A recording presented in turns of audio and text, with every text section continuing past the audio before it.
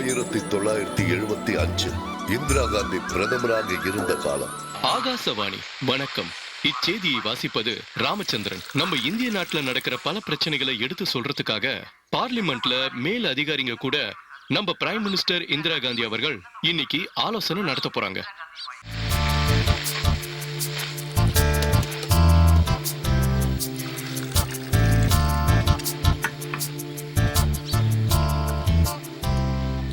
வர்கீசன, இந்திரா காந்தியோட பெரிய பையனுக்கு என்ன வேலை? பைலட். அப்படின்னா அப்படின்னா டிரைவர்ப்பா. இந்திரா காந்தியோட பையனா? அது இல்ல ஐயா தலைவா, விமானத்தை ஓட்டுறவரு. எப்படி வேணா சொல்லிக்கோங்க, ஆனா அவர் காதல் வச்சுதான் கல்யாணம் பண்ணிருக்காரு, அதுவும் ஒரு கிறிஸ்டியன் பொண்ணு. உண்மையாவா?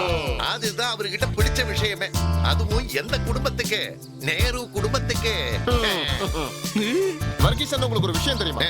ஒரு விதத்துல நானும் இந்திரா காந்தி விரோதியா இருந்தா கூட இப்ப நீங்க சொன்ன விஷயத்தினால நான் யோசிக்க வேண்டியதா. நம்ம வாழ்க்கையில பல பிரச்சனைகள் இருக்கலாம். 10 காசு கூட சம்பாதிக்க வக்கில்லாட்ட கூட நம்ம வீட்டு பொண்ண வேறொரு ஜாதிக்காரனுக்கு கல்யாணம் பண்ணி கொடுப்போமா? இது சத்தியமா நடக்காத காரியம். ஒத்துக்கிறியா? ஒத்துக்கிட்டு தானே ஆகணும். இந்த கிராமத்துல கௌரவமா வாழ்ந்துட்டு இருக்கிற குடும்பம் லில்லியோட குடும்பம். அவங்க மகதான் இந்த ஆலிஸ். இந்த ஊர்ல இருக்கிற எல்லாரோட கண்ணும் இவ மேலதான். இந்த கிராமத்துல இருந்து காலேஜுக்கு படிக்க போற ஒரே பொண்ணு இவதான்.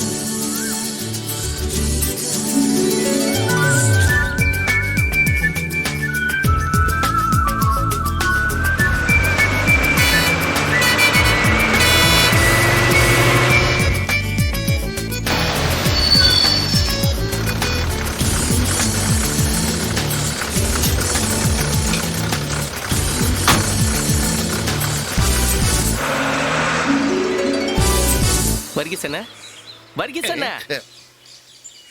நான் உடனே ஜெபம் பண்ண போகணும். இப்ப உடனே போற அளவுக்கு உங்களுக்கு என்ன பிரச்சனை? நிறைய பிரச்சனை. ஐயோ, அதுக்காக நீங்க உடனே சர்ச்சுக்கு போக வேண்டிய அவசியம் இல்ல. என்னது? என்ன பிரச்சனைன்னு எனக்கு புரிஞ்சு போச்சு. எதுக்கு நீங்க கவலைப்படாதீங்க, நான் ஃபாதர் கிட்ட சொல்லிடுறேன். வர்கீசன் கூடிய சீக்கிரம் பைத்தியம் ஆயிடுவார்னு சொல்லிடுறேன். பாரு, நீ உன் வேலையை மட்டும் பார்த்தா போதும், என் விஷயத்துல தலையிடாத. என்ன வர்கீசன் செருப்புல கையில வச்சிருக்கீங்க? அது ஒண்ணு இல்லப்பா, சும்மா உட்கார்ந்துட்டு இருந்தா என்ன இருந்தாலும் ரொம்ப கிழித்துட்டு. உங்க எல்லாருனாலையும் ஆலிஸ்க்கு ரொம்ப பிரச்சனை வந்துகிட்டே இருக்கு. பாத்தீங்களாண்ணே இவர் என்ன பேசிட்டு இருக்காருன்னு? நாங்க போய் அதை பொண்ணை பயமுறுத்துவோமா? ஏதாவது பிரச்சனை வந்ததுன்னா அவங்க அம்மா சத்தியமா சும்மா இருக்க மாட்டாங்க.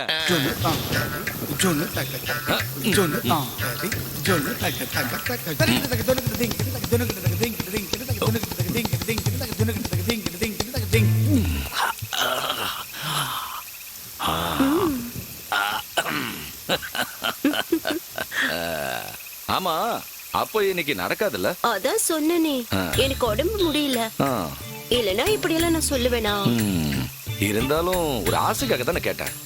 என்ன இப்படி சொல்லிட்டீங்க? பொழுது விடிஞ்சதுல இருந்து 7 ரவுண்ட் போயிடுச்சு. திரும்ப திரும்ப ஆளுங்க வந்துட்டே இருந்தா நான் என்ன பண்றது சொல்லுங்க? அதுவும் மழைய பாருங்க. மழை பெய்தா நல்லது தானே? அதோ அங்க பாத்தீங்கல்ல, நீங்க ஒரு வேலை பண்ணுங்க, அதை இங்க கட்டி போட்டுட்டு போங்க, மத்தது நாளைக்கு பாத்துக்கலாம். ஐயோ, அது முடியாது. அது இப்ப 7 ரவுண்ட் முடிஞ்சதுனால மீறி இருக்கிற சரக்கு கொடுத்தா வேலை முடியுமான்னு கேளு. மரியாதையா கிளம்புறீங்களா? எனக்கு 1000 வேலை இருக்கு.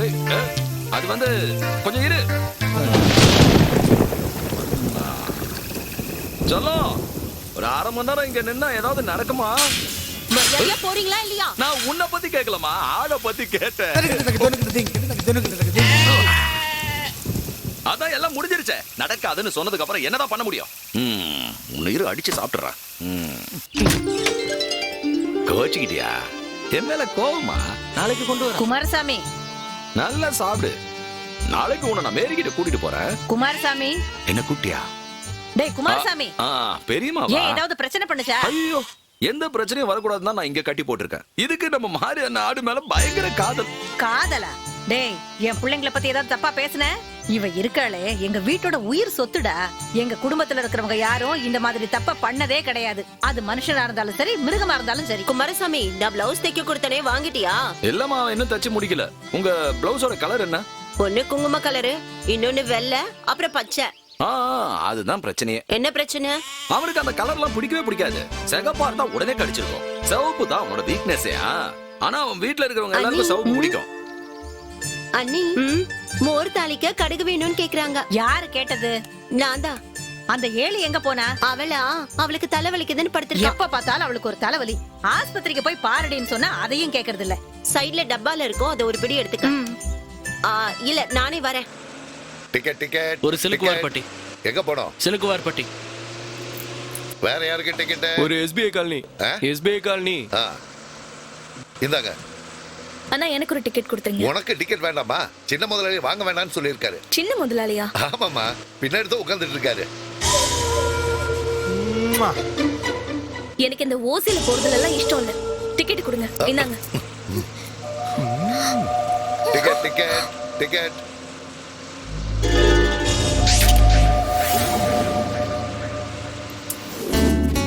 ஒரு நிமிஷம் இல்ல, உனக்காக கொய்யா பழம் வாங்கியிருக்க. உன்னை நான் கல்யாணம் பண்ணிக்கிட்டா? இப்படி எல்லாம் நீ பேசினா கண்டிப்பா நான் எங்க அம்மா கிட்ட போய் சொல்லிடுவேன். போடி, உங்க அம்மாவை பார்த்தாலும் நான் பயப்பட மாட்டேன்.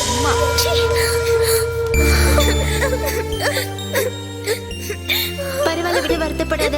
அவன் தான் பொறுக்கின்னு தெரியும்ல. கண்டிப்பா இதை அம்மா கிட்ட சொல்லதான். வேண்டாம், சொன்னா கேளு, அப்புறம் பெரிய பிரச்சனை ஆயிடும். இங்க இறங்க வேண்டியவங்கள ஸ்டாப் பண்ணுங்க. சீக்கிரம் ஆகட்டும்.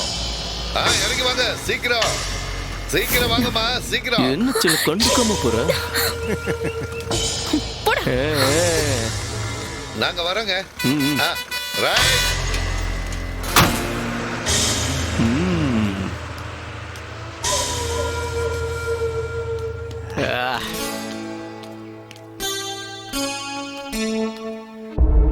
ஏழிமா, நீ போய் அந்த அறுவடை கொண்டு வா. உங்களுக்கு என்ன பைத்தியமா? இப்ப இருக்கிற பசங்களுக்கு கொஞ்சம் குறும்பு தானே ஜாஸ்தி தான். என்ன குறும்பம் இருந்துட்டு போட்டோம். ஆனா என் பேத்தி மேல கைய வச்சானா அப்புறம் நான் சும்மா இருக்க மாட்டேன். ஐயோ, தேவையில்லாம உங்ககிட்ட சொல்லிட்டேன். எங்க பாருங்க பெரியம்மா, அவன் பேசின எல்லாத்துக்கும் நான் பதிலடி கொடுத்துட்டேன். பெரியம்மா, என்னடா? நான் பாலவாக்கம் வரைக்கும் போயிட்டு வந்துறேன். எதுக்கு போகணும்? அங்க போய் கொஞ்சம் பசங்களை கூட்டிட்டு வந்துடுறேன். அதுக்கெல்லாம் ஒண்ணும் அவசியம் இல்ல. இந்த சமாச்சாரம் எல்லாம் எப்படி தீக்கணும்னு எனக்கு தெரியும். ஏழிமா, நான் சொன்னதை போய் கொண்டு வா. இங்க பாருங்க பெரியம்மா, இந்த மாதிரி விஷயங்கள் எல்லாம் நம்ம தலையிடவே கூடாது. அதெல்லாம் பாலவாக்கம் பசங்களே பாத்துப்பாங்க. இங்க பாரு ஆலிஸ், இனிமே அந்த பையன் ஏதாவது பண்ணா. ஐயோ பெரியம்மா, இனிமே அப்படி எல்லாம் எதுவும் நடக்காது. நீ ஒண்ணும் காரணம் இல்லையே, அந்த புறம்போக்கு தானே. அவன் கைய ஒரு நாளைக்கு வெட்டுறேன் பாரு. ஐயோ பெரியம்மா, நாம அவனை வெட்ட வேண்டிய அவசியமே இல்ல. பாலவாக்கம் பசங்க பாத்துப்பாங்கல்ல. சொல்லலையா? தெரியாம வாய் விட்டுட்டேன், மன்னிச்சிருங்க. அந்த வெங்காயம் அறியறத நிறுத்து. கண்ணு எரிச்சல் தாங்க முடியல. இந்தா 136, 175. இந்தாங்க. இந்தா சில்லற 118. இந்தா நோட் வந்து 216. எதுக்குடா வண்டி ஓட்டுறீங்க? உங்க சம்பளத்தையும் டீசலையும் பார்த்தா 100 ரூபா கூட தராது போல. இந்த ரூட்லயே ஒரு வண்டி தான் இருக்கு. நான் என்ன பண்ண முடியும் முதலாளி? நான் ஒருத்த மனசு வச்சா பஸ்ல ஆளுங்க ஏறுவாங்களா? டேய் பசங்களா, அதை விட்டு தள்ளுங்க. நல்லா கேட்டுக்கோங்க, இதுல பெருசா வருமானம் வரும்னு நான் இதை நடத்தல. என்னோட கௌரவத்தை காப்பாத்தணுங்கிறதுக்காகத்தான் நான் இதை நடத்துறேன், வேற ஒண்ணும் இல்ல. நான் உயிரோட இருக்கிற வரைக்கும் இதுல எவ்வளவு நஷ்டம் வந்தாலும் சரி, நீங்க இதை நடத்தியே ஆகணும். புரிஞ்சுதா? நீ என்னடா முடிவு பண்ணிருக்க? ஒண்ணு இல்லப்பா, டவுன் வரைக்கும் போயிட்டு வந்துடுறேன். நான் கேட்டது அது இல்ல, உன்னோட எதிர்காலத்தை பத்தி தான். அது வந்து ரிசல்ட் வந்து தானே ஜெயிச்சன தோத்தனன்னு தெரிஞ்சுக்க முடியும். ரிசல்ட் வரட்டும். பெனிக்கண்ணா, மத்தியான சாப்பாட்டுக்கு என்ன செய்யட்டும்? உங்களுக்கு என்ன பிடிக்குமோ அதை பண்ணுங்க. முயல் இருக்கு, அதை பொரிச்சிடலாமா? நல்ல பெப்பர் போட்டு செஞ்சிருங்க.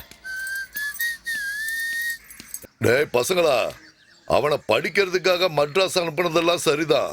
ஆனா பாருங்க, அவன் பெரிய கலெக்டர் ஆவாங்கிற நம்பிக்கை எல்லாம் எனக்கு இல்ல. குறைஞ்சபட்சம் ஒரு எஸ்ஐ வேலை கிடைச்சாலாவது இந்த ஊர்ல அவனுக்கு ஒரு போலீஸ் ஸ்டேஷன் வச்சு கொடுக்கலாம். நமக்கு தான் இங்க நிறைய கட்டிடங்கள் இருக்க. பெரியய்யா, அதெல்லாம் கவர்மெண்ட் தானே முடிவு பண்ணுவாங்க. கவர்மெண்ட் என்ன பண்ணணுமோ அது பண்ணிக்கிட்டோம். இடத்தை நாம கொடுக்கிறோம். என்னோட ஒரே லட்சியம், அவன் இந்த ஊருக்கு சப் இன்ஸ்பெக்டர் ஆகணும். நீங்களோ படிக்கல, அவன் மட்டும் ஒரு இன்ஸ்பெக்டர் ஆயிட்டானா ஊர்ல எவனுக்கு எந்த பிரச்சனைனாலும் நம்ம வீட்டு வாசல்ல வந்து காவல் கிடப்பாங்கல்ல. அது கண்டிப்பா நடக்கும், அதுல சந்தேகமே வேணாம். சந்தேகம்லாம் எதுவும் இல்ல. ஆனா எங்க கிட்ட இருக்கிற பணத்தை வச்சு எடை போட்டா எவனா இருந்தாலும் சரி கீழே விழுந்துதான் ஆகணும். பின்ன விழாம நீங்க ஒரு முடிவு பண்ணிட்டா அதுல மறுப்பே இல்ல. உங்க மனசுல அப்படி ஒரு எண்ணம் இருந்தா அத நேரடியா அவகிட்ட சொல்லுங்க. என்ன சொல்ற? பின்ன இத பாருங்க, தாமதப்படுத்தாதீங்க, தைரியமா சொல்லுங்க. நாங்க எல்லாம் உங்க கூட இருக்கோம். என்ன? ஆமா. இத பிடி, ஒரே கல்ப்.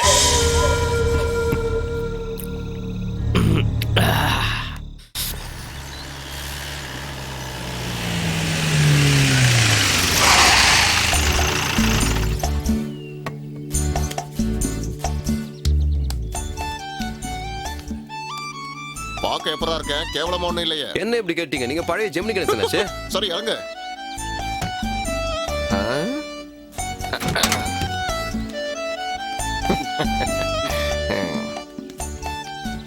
வாங்க அம்மா. லில்லி கண்ணு. ஆண்டவருக்கு ஸ்தோத்திரம் ஃபாதர். ஸ்தோத்திரம் எல்லாம் இருக்கட்டும், ஆனா நீங்க தானே கண்டுக்கவே மாட்டேங்கிறீங்க. இல்ல ஃபாதர், அது ஃபாதர் உள்ள வாங்க. பெரியம்மா எங்க? உள்ள இருக்காங்க, கூப்பிடுறேன். வா. நீ போய் அம்மா வாங்க, கூட்டிட்டு வா. வாங்க. இயேசு கிறிஸ்துவின் நாமத்தினாலே, பரிசுத்த ஆவியின் பெயராலே இந்த நாட்டையும் குடும்பத்தையும் காப்பாத்தன ஆண்டவரே, கர்த்தருக்கு ஸ்தோத்திரம். பெரியம்மா, ஷாரன் சர்ச்சில இருந்து ஃபாதர் வந்திருக்காரு. கூட 2 பேரும் வந்திருக்காங்க. என்ன விஷயமா வந்திருப்பாங்க?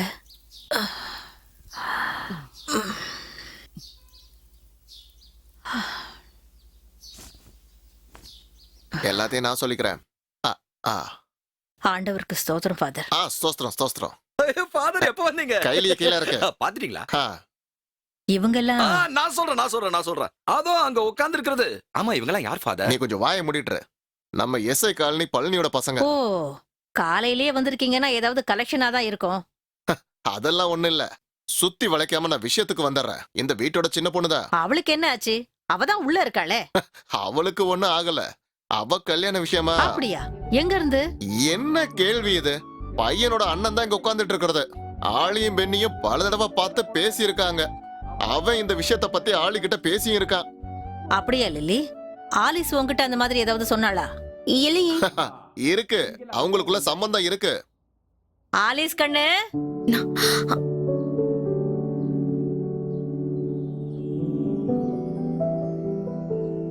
இப்படி வாமா.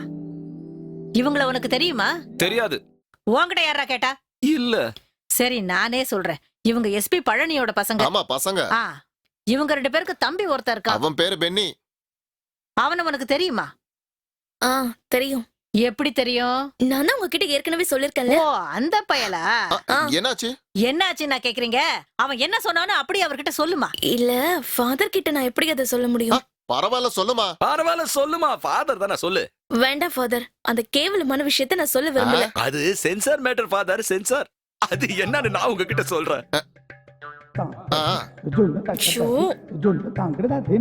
என்னடா சொல்லிட்டு இருக்காங்க?